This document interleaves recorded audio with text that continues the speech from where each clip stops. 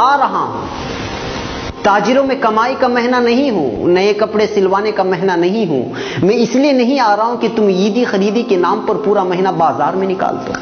میں صرف تمہیں بھوکا رکھنے کے لیے نہیں آ رہا ہوں. عبادتوں میں دکھاوا کرو اس لیے نہیں آ رہا ہوں. زکوٰۃ اور فطرے کے نام پر نام و نمود بٹورو اس لیے نہیں آ رہا ہوں. افطار پارٹی کے نام پر فضول خرچی کرو اس لیے نہیں آ رہا ہوں. عبادتوں میں دکھاوا کرو اس لیے نہیں آ رہا ہوں.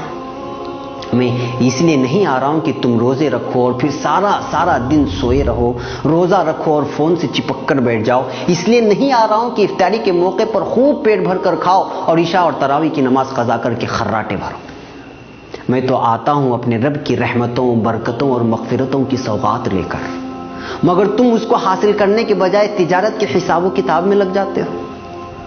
روزہ رکھ کر یوں سمجھتے ہو کہ میں نے تیر مار لیا. ارے میں تو سال بھر کے تمہارے گناہوں کو دھونے کے لیے اللہ کی طرف سے مغفرت کا پروانہ بن کر آتا ہوں، مگر تم روزہ رکھ کر بھی گناہوں سے باز نہیں آتے.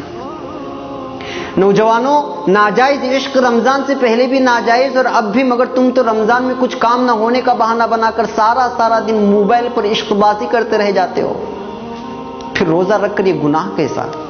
غلط ویڈیوز اور موسیقی سننا ہر وقت حرام، مگر یہاں تو روزے کی حالت میں یا تو سو کر یا پھر موبائل میں گزارا ہوتا ہے. میں اس لیے تو نہیں آیا. میں رحمان کی رحمت بن کر، غفار کی مغفرت بن کر آیا تھا، مگر تم نے تو میری رتی برابر میزبانی نہیں کرتے، اور جو کرتے ہیں میں قربان جاؤں ان پر. میرا یہ ایک دن نہیں گزرتا ہے اور وہ افسوس کرتے رہ جاتے ہیں کہ ایک دن گزر گیا، اور پھر رات دن قرآن کی تلاوت سے، تسبیح اور نمازوں سے، دعاؤں اور التجاؤں سے اپنے رب کو منانے کی کوشش کرتے ہیں. ہر پل وہ اپنے خالق سے اپنے گناہوں کی شکایت کرتے ہیں اور رحمتیں لوٹتے ہیں، برکتیں حاصل کرتے ہیں، مغفرت کے پروانے اپنے نام کر لیتے ہیں. میں آتا بھی اسی لیے ہوں. تم بھول مت جانا، میں جب تمہارے آنگن میں قدم رکھوں گا تو میرا ہر لمحہ ہزاروں لمحوں سے بہتر ہے، کیونکہ میں ایسا مہینہ جس میں ہر لمحہ اللہ کی رحمت برستی ہے. میں کبھی تم کو روزہ بن کر آواز دیتا ہوں، کبھی افطاری کی دعا بن کر، کبھی سحری سے تھوڑی دیر قبل اٹھ کے اپنے رب سے التجا کر کے اسے منانے کی درخواست کرتا ہوں. کبھی رحمت کے 10 دن دیتا ہوں تو کبھی مغفرت کے، اور کبھی جنت و جہنم کی خلاصی کے دعا کے لیے 10 دن تمہارے حوالے کرتا ہوں، مگر تم مانتے نہیں. ارے ہوش میں آؤ بھائی، میں آ رہا ہوں. کہاں کھو گئے ہو؟ 11 ماہ گناہوں کے دلدل میں ڈوبے رہنے کے بعد اپنے گناہوں کو بخشوانے کے لیے میرے رب نے تم تک بھیجا، تو تم روزے کے نام پر خالی پیٹ رہ کر وہی جھوٹ کے انبار، غیبت کے بازار، بات پر تکرار، عید خرید کے نام پر بیوی سے انبن، پڑوسی سے تعلقی. ارے ہوش میں آؤ، اگر میں چلا گیا تو موقع ہاتھ سے چلا جائے گا اور لوٹنے کے لیے 11 مہینے لگ جائیں گے، اور زندگی کا کوئی بھروسہ بھی نہیں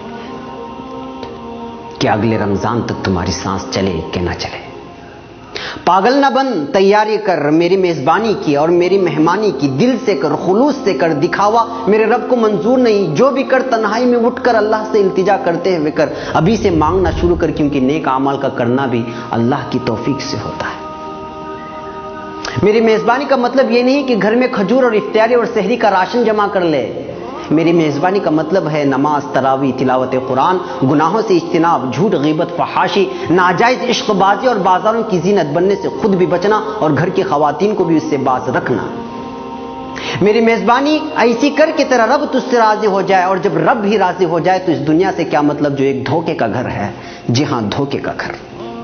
اور ہاں، میری راتوں کو یوں ہی غفلت میں سو کر برباد مت کرنا. اللہ سے اپنا دکھڑا سنانا، برما میں کیا ہوا، فلسطین میں کیا ہوا اور ہو رہا ہے، افغانستان، عراق و شام اور دیگر مسلم ممالک میں جو ظلم ہو رہا ہے، کیا کیا جا رہا ہے، اس کا دکھڑا سنانا اپنے رب سے. بیتے سالوں میں اپنوں اور غیروں نے ہم سے جو برتاؤ کیا اس کی شکایت کرنا اپنے رب سے. وہ سننے والا ہے، سب کے سننے والا ہے. وہ جو سب سے رحیم، سب سے کریم اور تم سے سب سے زیادہ محبت کرنے والا ہے. تمہارا دکھڑا سن لیا تو پھر بیڑا پار ہے، نہیں سنا تو پھر ثواب کہیں نہیں گیا.